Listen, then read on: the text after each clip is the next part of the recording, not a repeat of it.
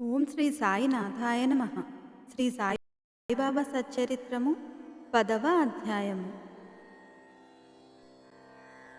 సాయిబాబా జీవిత విధానము, బాబావారి శయనలీల, బ్రహ్మము యొక్క సగుణావతారము, షిరిడీలో బాబా నివాసము, వారి జన్మతేదీ, బాబా లక్ష్యము, వారి బోధలు, సాయిబాబా సద్గురువు, బాబావారి అనుకువ, నానావళి, మహాత్ముల కథాశ్రవణము, వారి సాంగత్యమే అతి సులభ మార్గము.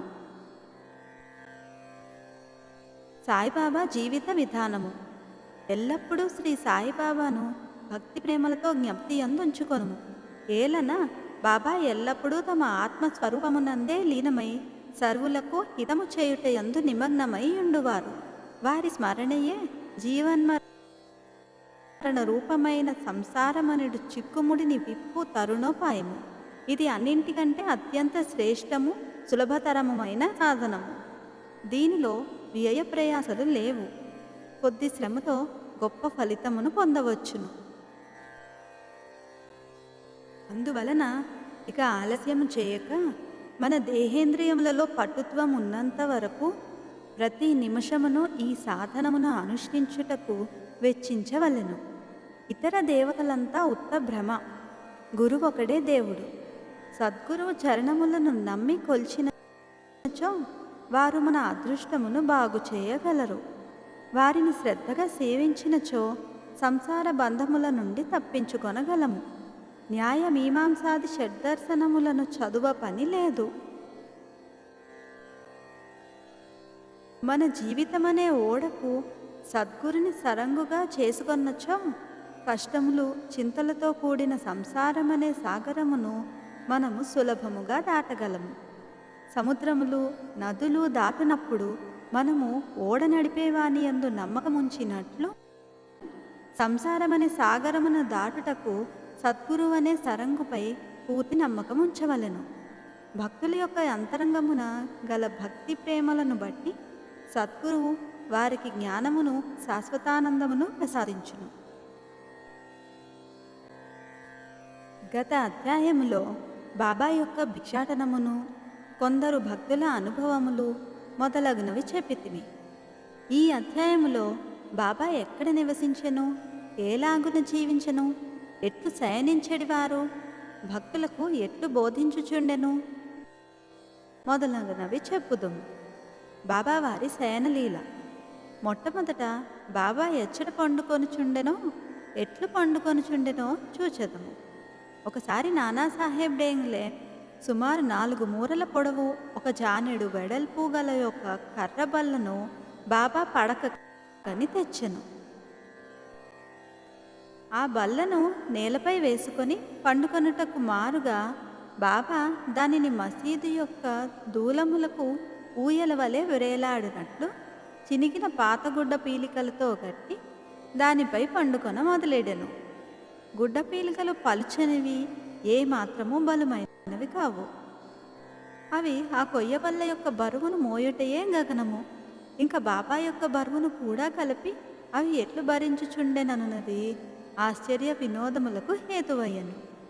ఆ పాతగుడ్డ పీలికలు అంత బరువును మోయగలుగుట నిజముగా బాబా లీలయే. బాబా ఈ బల్ల యొక్క 4 మూలల యందు 4 దీపపు ప్రమిదలుంచి రాత్రి అంతయో దీపములు వెలుగుంచుచుండిరి. ఇది ఏమి చిత్రము! బల్లపై ఆచానుబాహువకు బాబా పండుకొనుటకే స్థలము చాలనప్పుడు దీపములు పెట్టుటకు జాగా ఎక్కడిది? బాబా బల్లపైన పండుకొనిన ఆ దృశ్యమును దేవతలు సైతం చూచి తీరవలసినదే. ఆ బల్లపైకి బాబా ఎట్లు ఎక్కుచుండెను, ఎట్లు దిగుచుండెను అనునవి అందరికీ ఆశ్చర్యం కలిగించుచుండెను. అనేక మంది ఉత్సుకతతో బాబా బల్లపైకి ఎక్కుట, దిగుట గమనించుటకై కనిపెట్టుకొని ఉండేడివారు. కానీ బాబా ఎవరికీ ఆ వైనము అంతు తెలియనివ్వలేదు. ఆ వింత చూచుటకు జనులు గుంపులు గుంపులుగా గుమిగూడుచుండుటచే బాబా విసుగు చెంది ఒకనాడు ఆ బల్లను విరిచి పారవేచిరి. అష్టసిద్ధులు బాబా ఆధీనములు. బాబా వానిని అపేక్షించలేదు. వాని కొరకు నే అభ్యాసములు చేయలేదు. వారు పరిపూర్ణులు గనుక సహజముగానే అవి వారికి సిద్ధించెను. బ్రహ్మము యొక్క సగుణావతారము. సాయిబాబా 3.5 మూరల మానవ దేహముతో గాన్పించినను వారు సర్వహృదయాంతరస్థులు. అంతరంగమున వారు పరమ నిరీహులు, నిస్పృహులైనప్పటికీ బాహ్యమునకు లోకహితము కోరువానిగా కనిపించువారు. అంతరంగమున వారు మమకారరహితులైనప్పటికీ బాహ్య దృష్టికి మాత్రము తమ భక్తుల యోగక్షేమముల కొరకు ఎంతయో తాపత్రయపడుతున్న వారి వలె కనిపించెడివారు. వారి అంతరంగము శాంతికి ఉనికి పట్టైనను బయటకు చెంచల మనస్కుని వలె కనిపించుచుండెను. లోపల పరబ్రహ్మ స్థితి అందున్నప్పటికీ బయటకు దెయ్యము వలె నటించుచుండెడివారు. లోపల అద్వైత అయినను బయటకు ప్రపంచమునందు తగులుకొనిన వాని వలె గాన్పించుచుండెను. ఒక్కొక్కప్పుడు అందరినీ ప్రేమతో చూచెడివారు, ఇంకొకప్పుడు వారిపై రాళ్ళు విసురుచుండిరి. ఒక్కొక్కప్పుడు వారిని తిట్టుచుండిరి, ఇంకొకప్పుడు వారిని ప్రేమతో హక్కున చేర్చుకుని ఎంతో నెమ్మదితోనూ శాంతముతోనూ ఓరిమితోనూ సంయమనముతోనూ వ్యవహరించెడివారు. బాబా ఎల్లప్పుడూ ఆత్మానుసంధానమందే మునిగియుండెడివారు. భక్తులపై కారుణ్యమును చూపుచుండెడివారు. వారెల్లప్పుడూ నొకే ఆసనమందు స్థిరముగా నుండెడివారు. వారెక్కడకు ప్రయాణములు చేసెడివారు కారు. చిన్న చేతికర్రాయే వారు సదా ధరించెడి దండము. చింతారహితులై ఎప్పుడూ శాంతముగా నుండేవారు. సిరి సంపదలను గాని కీర్తి ప్రతిష్టలను గాని లక్ష్య పెట్టక భిక్షాటనముచే నిరాడంబరులై జీవించెడివారు. అట్టి పావన జీవునలు వారు. ఎల్లప్పుడూ బాబా అల్లా మాలిక్ అంటే భగవంతుడే యజమాని అనేడివారు. భక్తుల యందు అవిచ్ఛిన్నమైన పరిపూర్ణ ప్రేమానురాగాలను కలిగియుండెడివారు. ఆత్మజ్ఞానమునకు ఆయన గని, దివ్యానందమునకు వారు ఉనికి పట్టు. సాయిబాబా యొక్క దివ్య స్వరూపము అట్టిది. ఆద్యంతములు లేనట్టిది, క్షయమైనట్టిది, భేదరహితమైనట్టిది, విశ్వమంతయు నావరించినట్టిది అయిన ఆ పరబ్రహ్మ తత్వమే సాయిబాబాగా అవతరించినది. ఎంతో పుణ్యము చేసుకున్న అదృష్టవంతులు మాత్రమే ఆ నిధిని పొందగలిగిరి, గ్రహించగలుగుచుండిరి. సాయిబాబా యొక్క నిజతత్వమును గ్రహించలేక వారినొక సామాన్య మానవునిగా నెంచిన వారు నిజముగా దురదృష్టవంతులు. షిరిడీలో బాబా నివాసము వారి జన్మతేదీ, బాబా యొక్క తల్లిదండ్రుల గురించి కానీ వారి సరి అయిన జన్మతేదీ కానీ ఎవరికీ తెలియదు. వారు షిరిడీలో ఉండిన కాలాన్ని బట్టి దానిని సుమారుగా నిశ్చయింపవచ్చును. బాబా 16 ఏళ్ల ప్రాయమున షిరిడీ వచ్చి 3 సంవత్సరములు అచట నుండిరి. హఠాత్తుగా అచట నుండి అదృశ్యులై కొంతకాలము పిమ్మట నైజాము రాజ్యంలోని ఔరంగాబాదుకు సమీపమున కనిపించిరి. 20 సంవత్సరముల ప్రాయమున చాంద్ పాటీలు పెండ్లి గుంపుతో షిరిడీ చేరిరి. అప్పటి నుండి 60 సంవత్సరములు షిరిడీ వదలక అచ్చటనే ఉండి 1918వ సంవత్సరములో మహాసమాధి చెందిరి. దీనిని బట్టి బాబా సుమారు 1838వ సంవత్సర ప్రాంతములందు జన్మించియుందురని భావింపవచ్చును. బాబా లక్ష్యము వారి బోధలు. 17వ శతాబ్దములో రామదాసను యోగి పుంగవుడు వర్ధిల్లెను. గోబ్రాహ్మణులను మహమ్మదీయుల నుండి రక్షించు లక్ష్యమును వారు చక్కగా నిర్వర్తించిరి. వారు గతించిన 200 ఏళ్ల పిమ్మట హిందువులకు మహమ్మదీయులకు తిరిగి వైరము ప్రబలెను. వారి మధ్య సమైక్య భావమును నెలకొల్పుటకే సాయిబాబా అవతరించెను. ఎల్లప్పుడూ వారు చెప్పెడి హితవు హిందువుల దైవమగు శ్రీరాముడును మహమ్మదీయుల దైవమగు రహీమును ఒక్కరే. వారిరువురి మధ్య ఏమీ భేదం లేదు. అట్లయినప్పుడు వారి భక్తులు వారిలో వారు కలహమాడుట ఎందులకు? ఓ అజ్ఞానులారా, చేతులు కలిపి రెండు జాతులను కలిసిమెలిసి ఉండుడు, బుద్ధితో ప్రవర్తింపుడు, జాతీయ ఐకమత్యమును సమకూర్చుడు. వివాదము వల్ల గాని ఘర్షణ వల్ల గాని ప్రయోజనము లేదు. అందుచే వివాదము విడువుడు, ఇతరులతో పోటీ పడకుడు, మీ యొక్క వృద్ధిని మేలును చూచుకునుడు. భగవంతుడు మిమ్ము రక్షించును. యోగము, త్యాగము, తపస్సు, జ్ఞానము మోక్షమునకు మార్గములు. వీనిలోనేదైనా అవలంబించి మోక్షమును సంపాదించనిచో మీ జీవితము వ్యర్థము. ఎవరైనా మీకు కీడు చేసినచో ప్రత్యుపకారం చేయకుడు. ఇతరుల కొరకు మీరేమైనా చేయగలిగినచో ఎల్లప్పుడూ మేలు మాత్రమే చేయుడు. సంగ్రహముగా ఇదియే బాబా యొక్క ప్రబోధము. ఇది ఇహపర సాధనము. బాబా సద్గురువు. గురువులమని చెప్పుకొని తిరుగువారు అనేకులు గలరు. వారు ఇంటింటికి తిరుగుచు వీణ చిరతలు చేతబట్టుకుని ఆధ్యాత్మికాడంబరము చాటెదరు. శిష్యుల చెవులలో మంత్రముల నూది వారి నుండి ధనము లాగెదరు. పవిత్ర మార్గమును మతమును బోధించదమని చెప్పెదరు. కానీ మతమనగానేమో వారికే తెలియదు. స్వయముగా వారి పవిత్రులు సాయిబాబా తన గొప్పతనం ఎన్నడూనూ ప్రదర్శించవలని అనుకోలేదు. వారికి దేహాభిమానము ఏమాత్రమూ లేకుండెను.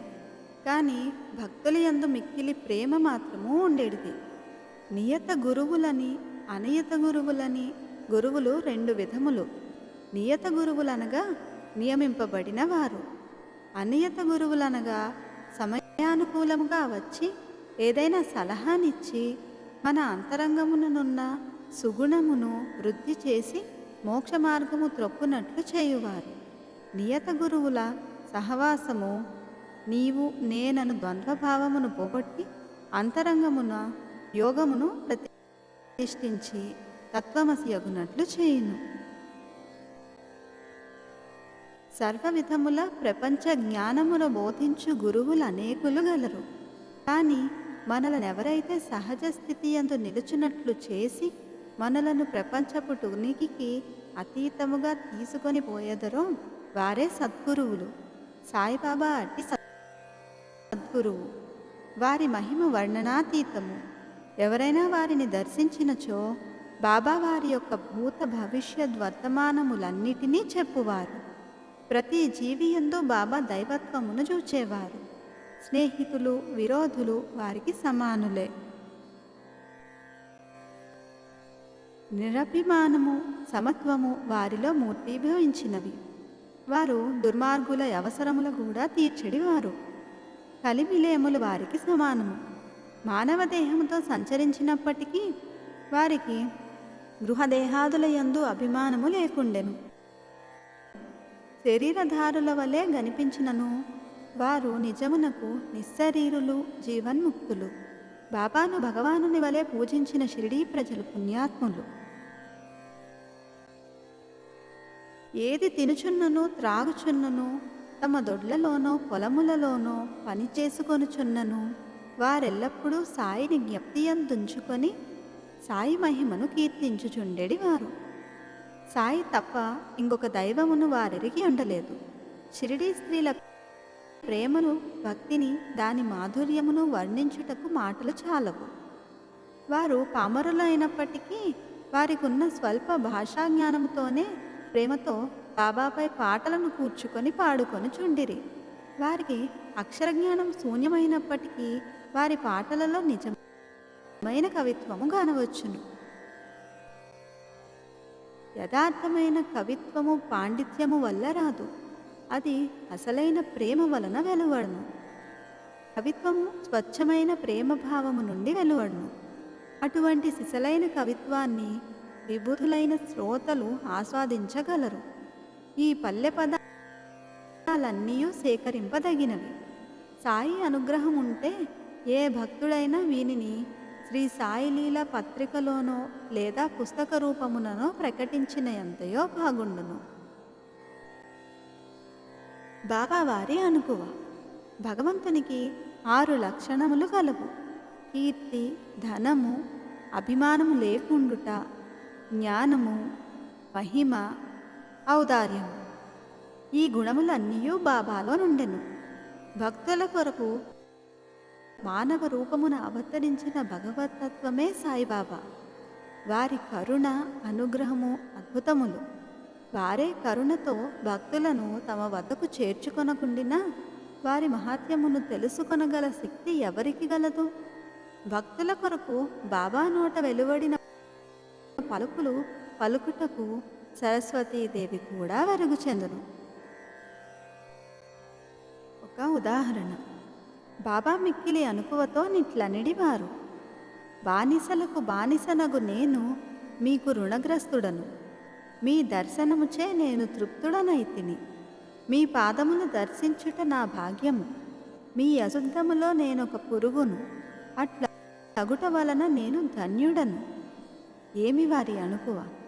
బాబా యొక్క ఈ వాక్యములను ప్రచురించుట ద్వారా బాబాను కించపరిచితినని ఎవరైనా అనినచో, ఈ నా అపరాధమునకు బాబాను క్షమాపణ కోరెదను. తత్పాప పరిహార్థమై బాబా నామజపము చేసేదను. బాహ్య దృష్టికి బాబా ఇంద్రియ విషయములను అనుభవించువాని వలె కనపట్టినను ఇంద్రియానుభూతులతో వారికి ఏమాత్రం అభిరుచి ఉండేది కాదు. అసలు ఇంద్రియానుభవముల స్పృహయే వారికి లేకుండెను. వారు భుజించినప్పటికీ దేనియందు వారికి రుచి ఉండేది కాదు. వారు ప్రపంచమును చూచునట్లు కనిపించినను వారికి దాని అందేమాత్రమూ ఆసక్తి లేకుండెను. కామమన్నచో వారు హనుమంతుని వలె యస్థలిత బ్రహ్మచారులు. వారికి దేనియందు మమకారము లేకుండెను. వారు శుద్ధ చైతన్య స్వరూపులు. కోరికలు, కోపము మొదలగు భావ వికారములు శాంతించి స్వాస్థ్యము చెందెడి విశ్రాంతి ధామం. వేల వారు విరాగులు, ముక్తులు, పరిపూర్ణులు. దీనిని వివరించుటకు ఒక ఉదాహరణం. నానావళి. షిరిడిలో విచిత్ర పురుషుడొకడుండెను. అతని పేరు నానావళి. అతడు బాబా విషయములను, పనులను చక్కపెట్టుచుండువాడు. ఒకనాడతడు బాబా వద్దకు పోయి బాబాను వారి గద్దె నుండి లేవవలసినదని, దానిపై తాను కూర్చుండవలెనని తనకు బుద్ధి పుట్టినదని అనెను. వెంటనే బాబా లేచి గద్దెను ఖాళీ చేసెను. నానావళి దానిపై కొంతసేపు కూర్చుండి లేచి బాబాను తిరిగి కూర్చొనమనెను. బాబా తన గద్దెపై కూర్చొనెను. నానావళి బాబా పాదములకు సాష్టాంగ నమస్కారం చేసి వెళ్ళిపోయాను. తన గద్దె మీద నుండి దిగిపోమనినను దానిపై ఇంకొకరు కూర్చొనినను బాబా ఎట్టి అసంతుష్టి వెలిబుచ్చలేదు. బాబాను నానావళి ఎంతగా ప్రేమించువాడనినా అతడు బాబా మహాసమాధి చెందిన 13వ నాడు దేహత్యాగము చేసెను.